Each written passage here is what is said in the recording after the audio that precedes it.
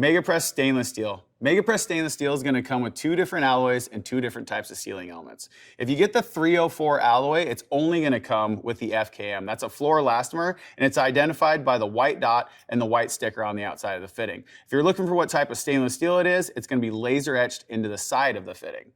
On these fittings, we can go from 14 to 284 degrees, and we can even take temperature spikes up to 356. So we can encapsulate things like low pressure steam, 15 pounds and down, and a lot of other corrosive medias as well. When we move into our 316, we're gonna have both sealing elements, both the EPDM and the FKM.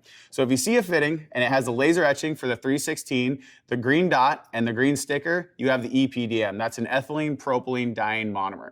That's gonna be capable of doing potable waters as well as other corrosive medias. So it protects your system from the outside and the inside. This fitting is gonna go from 0 to 250 degrees and have a pressure rating of 200 PSI.